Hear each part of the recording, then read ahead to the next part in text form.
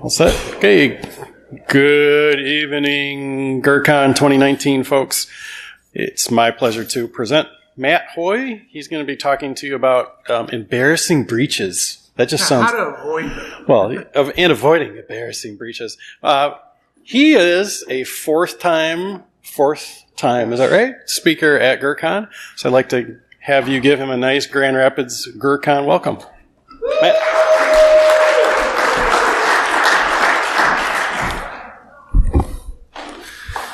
All right, we'll let people get settled in, and then in a second, we'll get started.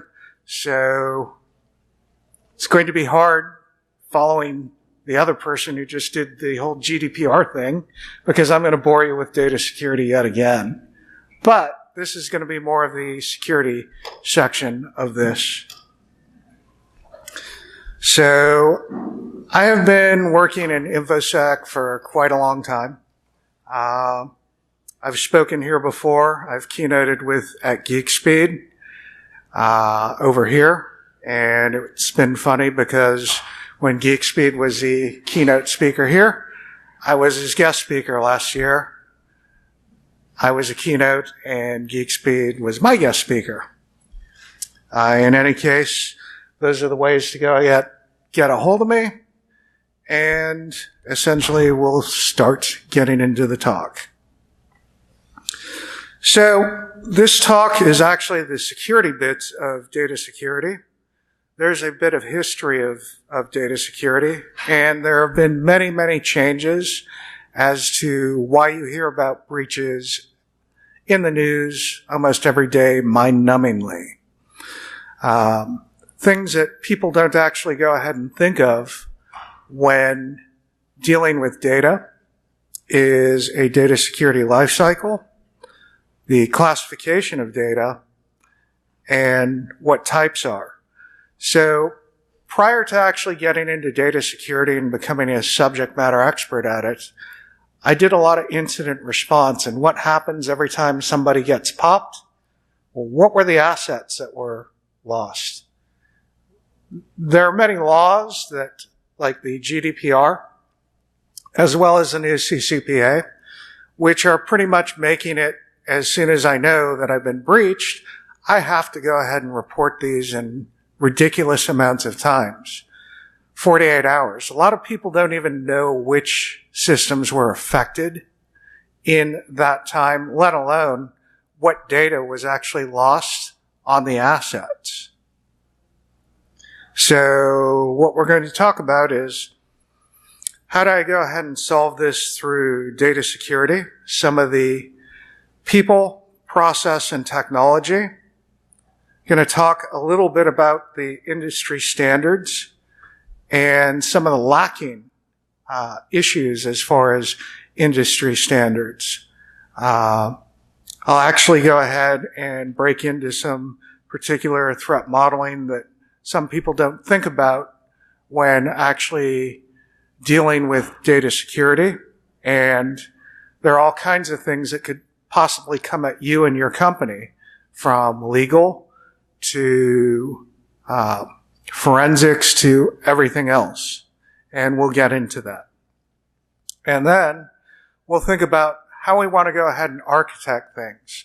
So PCI has pretty much dictated that you must separate certain things. We should think about the architecture when it comes to non-public information, as well as anything else that would affect that last talk that you saw on GDPR. So why would I need this? Essentially, we have a lot of laws. We have NYDFS, which is the New York Department of Financial Services. We have CCPA, which is the California version, and that thing, GDPR, which nothing really kind of happened on. So who knows what most of these words are? Can anybody? We have somebody. No, you don't have to know them all, but if you know them all.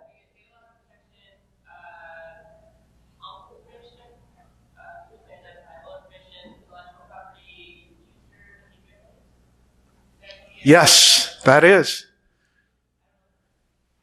So, yes, we have winners. You both won. So yeah, we convolute a lot of things by actually using these acronyms, and as only a couple people in the room actually caught on to that, that's pretty much what data security comprises.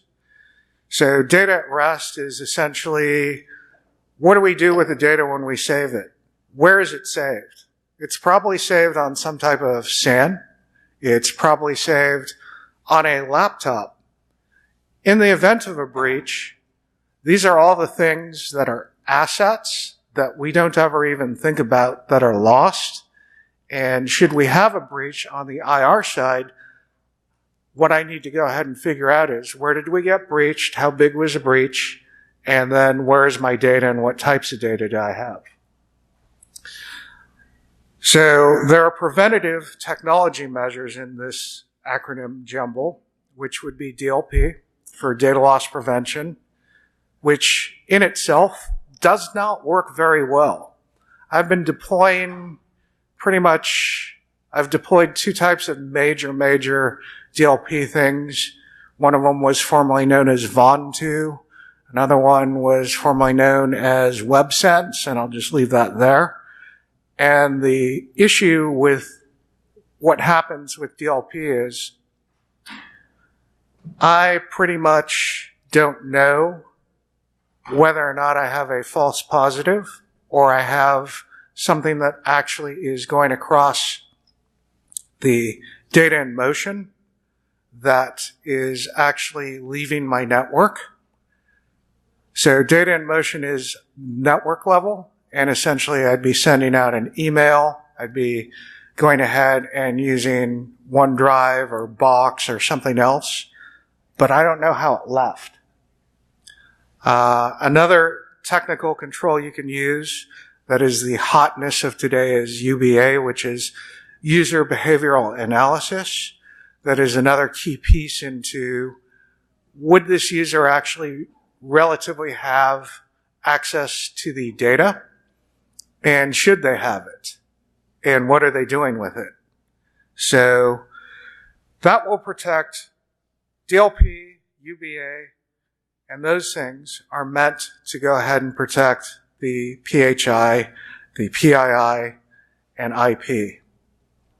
The problem that we have is a lot of us don't know about the history of how we used to do things data security-wise.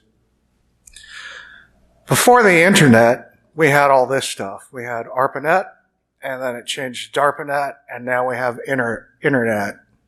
And internet changed pretty much everything because everything's in motion. So for all you people who have your CISSP alphabets, we'll go into some history. So there are two major thoughts as to how we go ahead and do things. Back in 1975, there was the BIVA model, which is the data always has to be correct, which is a read up and write down. So basically, anybody who had access to a system could always read up, but only the people who were the trusted people could write to this and modify a document. So it was basically to prevent somebody from putting in things that were either incorrect or additional things that weren't relevant to documents. The opposite of this is Word, the Bella Padula model, and essentially it is write up and read down. The whole idea of write up is you could take anyone from a military potential and they could be low ranked and they could write everything, but only a general or somebody up above would be able to read down. So the value of the data was, hey, I need to go ahead and have access to all of it, but I can only access it at a certain level. And that was basically An opposing view, which said, I don't want this data to ever leave. If you do not have access to this because you don't have rights, this was essentially the evolution of what became RBAC, role-based access control, which we'll go ahead and get to, which is multi-level security. Essentially, back in the Cold War days, we had systems that were actually built to process information, have classifications, and only certain people would be able to access the particular data. When we designed and architected the actual machine, everything would be compartmentalized and at a database level. So if you did not have access to the database level of the OS, you basically don't have access because you're not allowed to. They also went ahead as to go ahead and protect what is known as DIU, data in use, so that Spectre and Meltdown would never ever have been a thing in the environment. So the only platform that does this today is the I-Series, which was formerly known as the AS400, which this guy knows about. So, who knows what the green bar paper used to look like? The big printouts. So, back in the day, before Hadoop, before we would go ahead and take data and make data lakes, data pools, how did you get your data? You actually had to go ahead and request the data through a data custodian who would pretty much go, yeah, I need your management and somebody else on another level to go ahead and give me that information. Essentially, we used to have data custodians who would actually give you your printout of the data you requested if you were cleared to go ahead and have it. We used to actually have a data custodian who actually did backups. Now, we never used to think about backups, but who all knows about the ransomware going around these days? Everybody. And the problem with backups is the sole job of a data custodian was to go ahead and actually do the backups and make sure the damn things worked. The other thing is they needed to make sure that the most up-to-date data was actually what it said it was. Imagine not having your correct bank account balance just because data is corrupted. But we don't do it anymore, and we don't really have data custodian roles as much. I have seen this start to reverse with all these other additional laws that are coming in, like the ones I mentioned before, GDPR, CCPA, and NYDFS.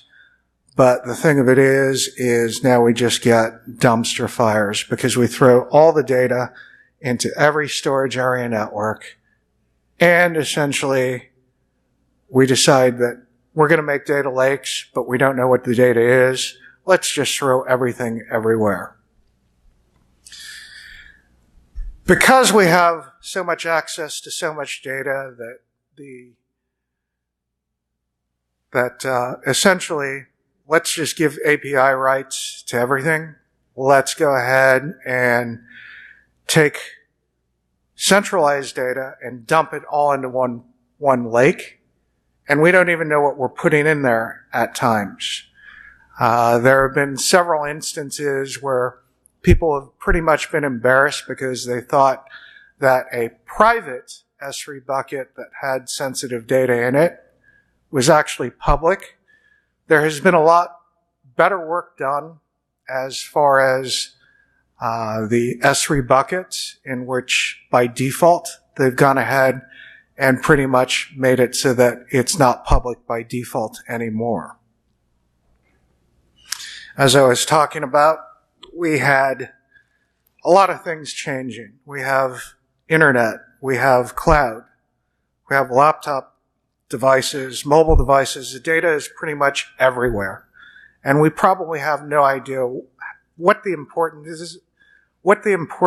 is of the data, let alone where it is, all the way to the ability to go ahead and take a SD microcard and shove 128 gigs of data in it.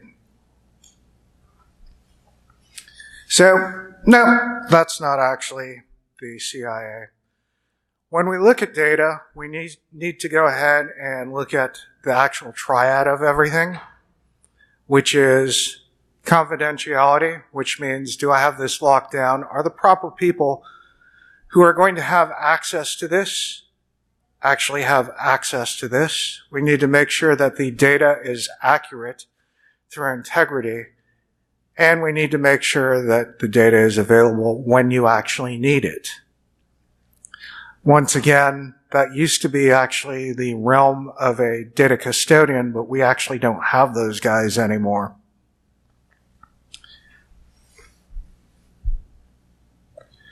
So let's go ahead and talk about a data security lifecycle.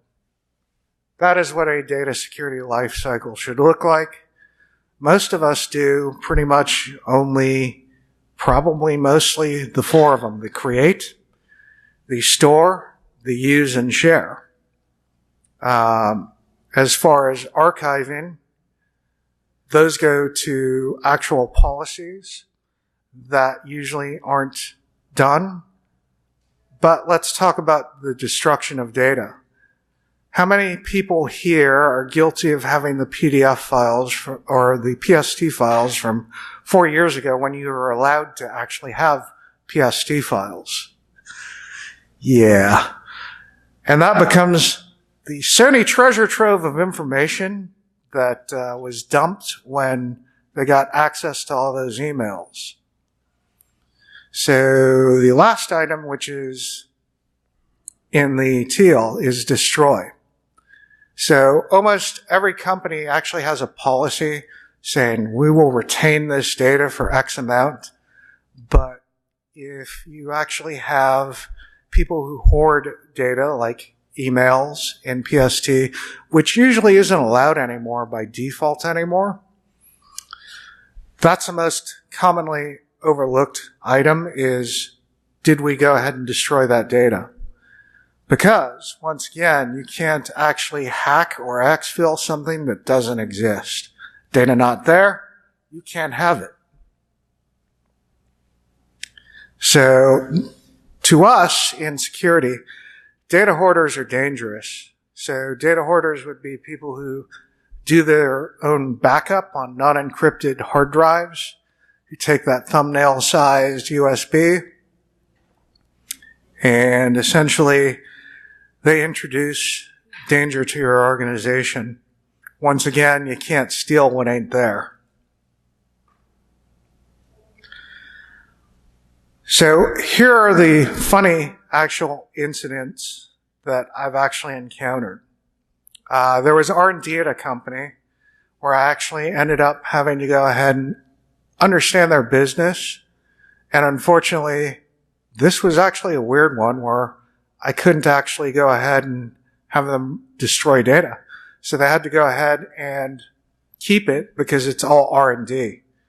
And the funny thing is essentially you have like 20 years worth of R&D, but that R&D is still actually relevant. So I can't really go ahead and destroy it. For most times, when I go ahead and look into an organization, they don't have plans to go ahead and actually protect that data. So I honestly need to keep this for years and years and years and years. But I actually am not doing anything to go ahead and devalue the data to anyone who would want to go ahead and steal it. So there are a couple ways that I can devalue the data so that if somebody does exfil it off my network, I can either encrypt it or I can use some type of rights management to it. And pretty much if I have any of those things in place, once again, you got nothing because the data is pretty much useless. So in that circle that I showed you previously, backups are now more important than they actually ever were before with the advent of ransomware. So, how many of you think you could actually recover if everything was encrypted today, excluding your backups? How many actually test a backup and ensure that it works? Yeah, only less than half the room. That's kind of scary. How many of them actually are encrypted when you do the backups? Awesome. These people actually know their stuff. All right. So essentially, you can't actually be hit by ransomware, and you can't be ransomed if I know my backups work. And if I lose my backups, which is always a fun exercise because that mountain place misplaced a few things, they can't really do anything with it if you actually took due care and made sure that you actually encrypted everything. So those are very important, and we're going to move on to my next favorite thing. So in the deficiencies of looking at DLP or the other mechanisms that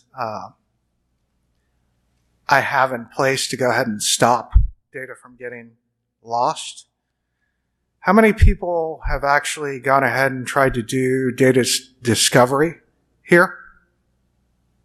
How successful were you in actually getting things besides social security numbers and credit card numbers, or things that didn't have a Luna algorithm? Not so much, right? So, unfortunately, we don't have the magical things that actually make lives easier. So, we can go ahead and look at, I've got things to do discovery, to go ahead and scan all the things on my SAN and network.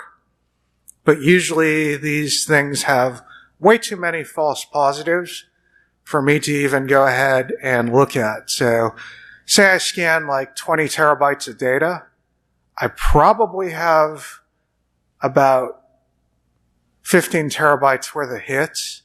And if I'm looking at the data that actually came in that's saying it's got non-identifiable personal information, it's got intellectual property in it, it's got other things that the company would deem sensitive, it's not going to detect it at all.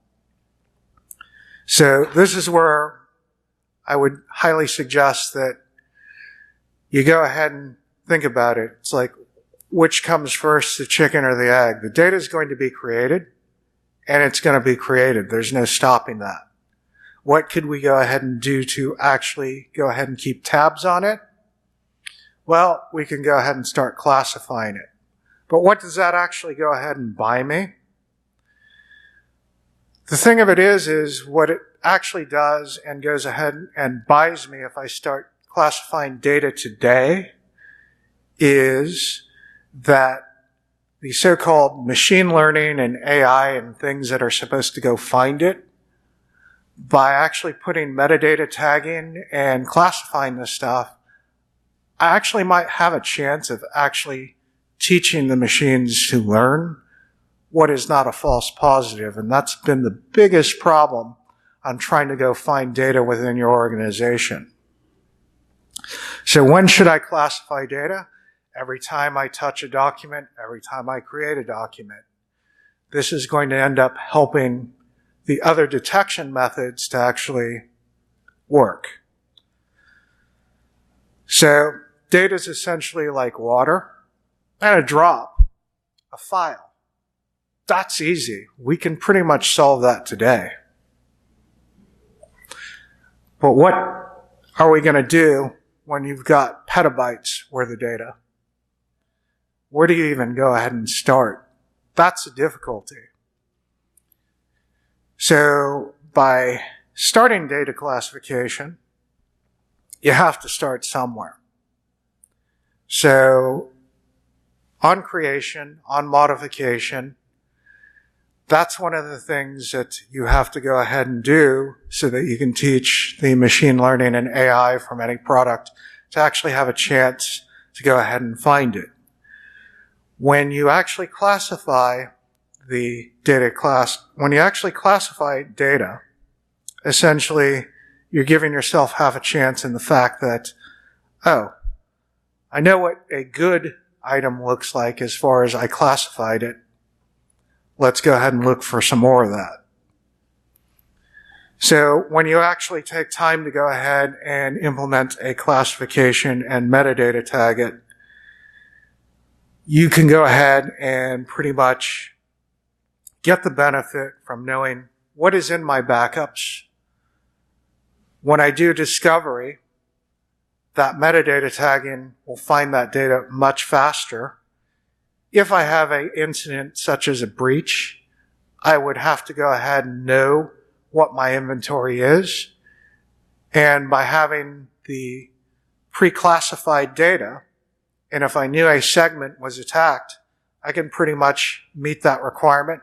Hey, this segment got hit. Here's all the data that was important. This has PII, and actually fulfill any of the breach notifications that I'm going to be on the hook for. It's also going to improve the data loss prevention capabilities because I'm not actually going to look at raw data. I'm going to look at raw data and run that pass through a signature model to go look for that data, but I'll also go ahead and try and look for the tag.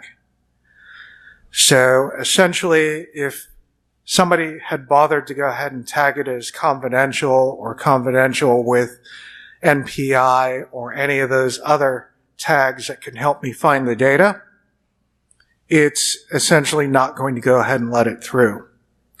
This also helps when you're using rights management so that you can go ahead and actually start locking down and encrypting things as soon as they become confidential and you don't want these things to leave. It also gives you a situational awareness as to how much stuff I'm putting on a SAN.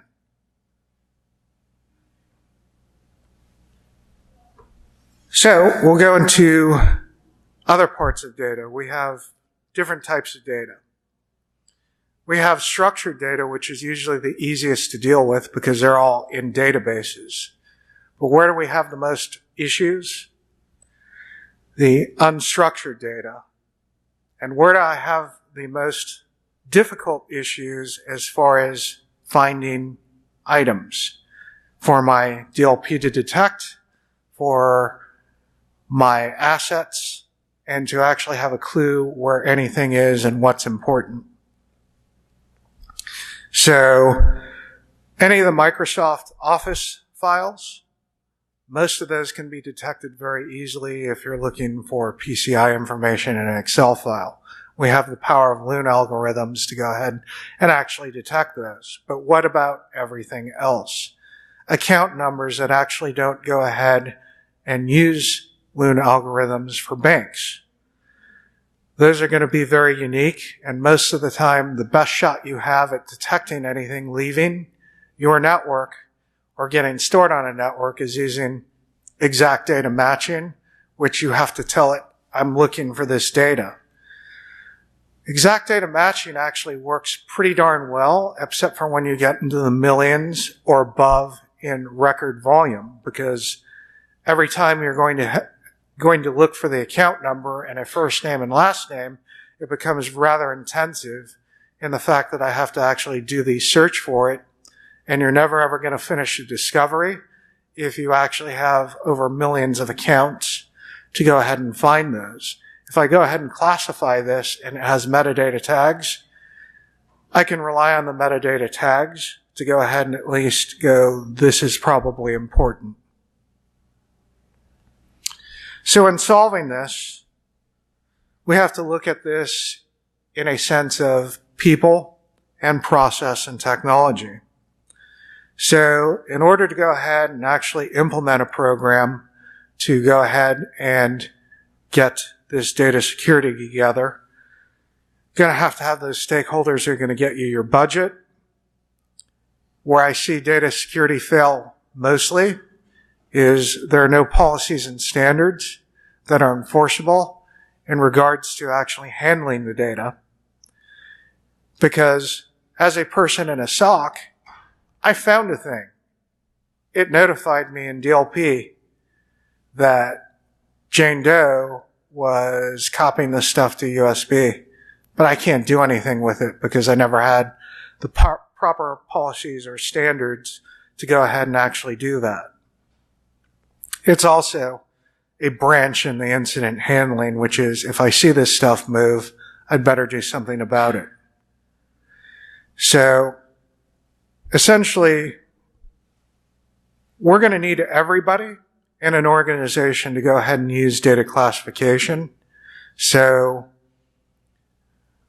what typically works is to get pilot groups to go ahead and start using these tags and then rolling them out in an organization from group to group to group. The difficulty we have with data classification tools that are being used is they don't work if people don't use them. And a lot of people are going to not use them at first. We have to go ahead and make sure that the people want to use those particular tools to classify data. You're going to have to educate your people, and that should be a part of pretty much everything else. Pretty much people are educated today on what a phishing attack looks like, but hardly anybody here, I don't think, has actually had a class on mandatory or otherwise as to what does sensitive data look like to the company. So if you don't know about it, we're not going to win because we didn't educate people. So process is going to be making sure those standards and policies are put together.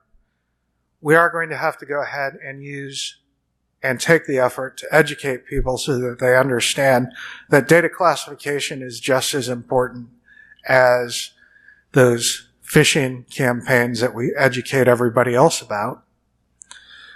We're probably going to have to go ahead and also educate folks about what the policies are, possibly go ahead and actually have violations in which somebody's going to have to be held accountable for purposely knowing that they broke a policy that was in the company. This one actually gets pretty tough because you have to have all those things in place before. And unfortunately, nobody really does things unless you're working with the classified data in a government type environment. I've never ever seen issues in government, but I definitely see a lot of issues in private industries. So essentially, I would say out of all the things, we want to actually rely and educate our people as to what the ramifications are for mishandling or misusing data. And essentially, we have that technology that I was talking about, like the classification and metadata tagging tools, the data discovery tools, DLP, and CASB. Pretty much all those things are there, but none of these things work. When you leave these things in monitor mode, don't tune them, don't do anything with it. We've had talks about seams before, where it's like, the seam's catching everything, but nobody actually did anything. We've had talks about IPS, where none of it was set to block. You're going to actually have to invest in blocking.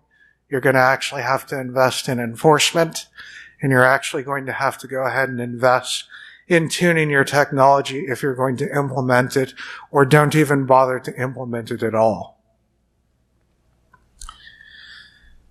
So there are industry standards for data security, and one of them is the CMMI data maturity model. That thing is totally rough. It's very, very long, and I don't recommend it unless you're dealing with a very mature organization. But if you need to go ahead and understand what good and perfect should look like for data security and what data security maturity will look like, the CMMI does a pretty good job. But once again, it's pretty much like a NIST or anything else. Unless the organization is willing to go ahead and buy in and invest, it gets super tough to go ahead and actually put together. So let's go ahead and move into a few tabletop exercises. And this is going to be fun. What could go wrong? Well, I've got legal, and it's not displaying. Hold on. I have to exit out of PowerPoint for a second.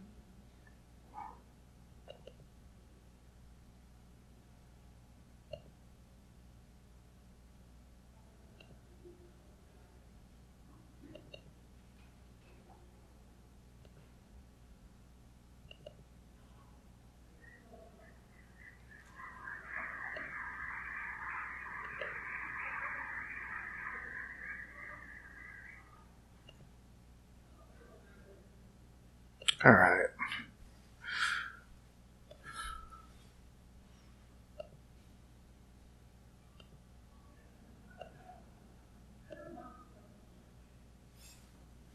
Yay. There's my screen. So what most people don't actually go ahead and think about is nobody's actually bothered to go ahead and do a tabletop exercise as to how data matters in their organization. So what are the possible threats that I can absolutely have? I could have a mass exfiltration and a data breach where all my databases are stolen and everything else. What does it actually go ahead and affect? And essentially, I put the CMMI, DMM areas in there. So what I have that I can go ahead and stop it, I can put in eDiscovery, DLP, endpoint, and network. So who's going to actually steal this? Essentially, anybody who has access to it and can get to it. So how can I reduce this? Well, I want to go ahead and actually know what my assets are, spend the time to do discovery, spend the time to actually go ahead and do some of the data classification, and essentially make sure that I know where my assets are. We can go ahead and actually take a look at this as a holistic enterprise. And once again, if I were to go ahead and classify my data, I can enable those other security tools to do their job at a much easier rate. What can I do in the actual data center? I can actually reduce my risk by making sure these backups work. In addition to that, I can go ahead and reduce my risk by actually taking architecture and treating non-public information or PHI information as well as I would PCI information that actually has to be segmented. What can I go ahead and do in the cloud? Once again, I can go ahead and make sure that I'm categorizing these things as far as making sure I do discovery scans and everything else that I'm supposed to be doing so that I understand where my data went. If I classify it, your CASB is probably going to have a whole heck of a lot easier time looking at putting rights management into where your data is going and identifying it. Most of the CASBs actually now work with the two major data classification programs out there that are pretty effective. Let's get back into the slide.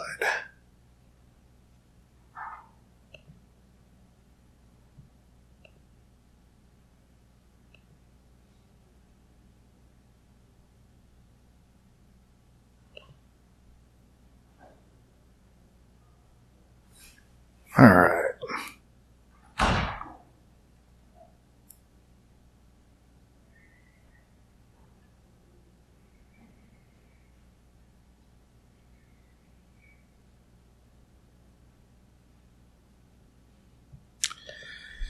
So once again, the last thing that we can go ahead and do is think about actually architecting these things. We've, as an industry, implemented PCI, segmented architecture items for PCI data because people don't want to pay those extra percentage rates. But what if we were to actually go ahead and take PHI data, know where it is, air gap it, and segment it? What if we were to go ahead and take the non-public personally identifiable information and actually go ahead and air gap that? It's not too far off in which we could go ahead and do such a thing because we already know how to do it for PCI. So if I knew that I was in an industry that had to deal with PHI or something else, why would I not want to go ahead and put my data that's actually worth something in a non-protected environment? So you can go ahead and implement mandatory access controls in which you can only access things via Citrix farms or VDI farms. You can go ahead and make sure that when somebody is going to access the good stuff, you're going to implement multi-factor authentication in there. You're going to want to go ahead and at least design it so that you would protect it as you would PCI data because you know where your data is. So by starting with the creation of data, classifying it, bothering to classify it, and actually knowing where it is, you can then start actually thinking about how do I want to architect my systems to go ahead and protect all that particular data. So those are things that we definitely can do much better. And somehow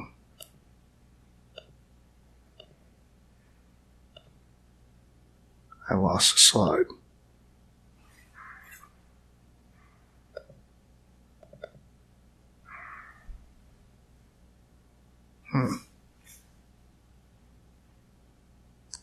Give me a second.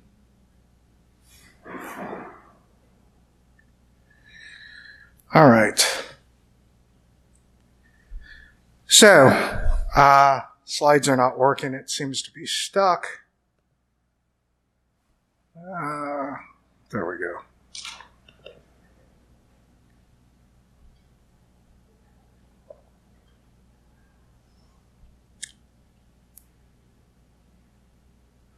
Back to architecture.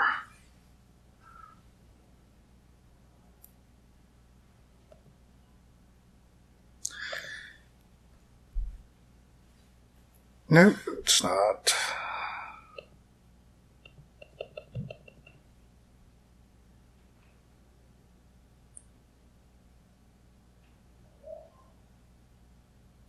Sorry about that, guys. So I'll go ahead and talk about the architecture. There are things that I can go ahead and do to actually go ahead and solve things. And by building my particular architecture, what can I do? I can go ahead and actually leave some of these things exposed to purposely do this. Use something like HoneyDocs to go ahead and find out where my shares are that shouldn't actually be out there. I can go ahead and implement rights management, which are going to encrypt the particular documents and make sure that any of the exfilled data is worthless. I could do full file level encryption, and we can go ahead and make sure that we actually protect it using role-based access controls, in which if I have sensitive data, I basically don't allow you to access it. One of the things we don't do very well is when we put together LDAP and AD, we forget about what the groups were meant to be, and then the groups end up expanding to be way too big. And then you have people with permissions that they ought not have. So when thinking about this, your IAM program is going to be super important as to protecting your data as well. Because if you actually have your identity access management together, then they shouldn't be seeing these things on shares. They shouldn't be seeing these things anywhere else. So you need to go ahead and understand your environment. You need to understand where the data actually lives. And we should think about this as a risk-based thing. If I have important intellectual property, if I have sensitive data, it shouldn't particularly leave the area. We've done this in PCI. We can do it with data, but we're going to actually have to go ahead and define what data is actually sensitive. Essentially, you should always be testing to see if you're able to exfiltrate the data against your DLP systems or other preventative controls. Encryption, the key should be managed. You should be expiring everything out. And this is basically the end. I'll see you all at Z's. Question time.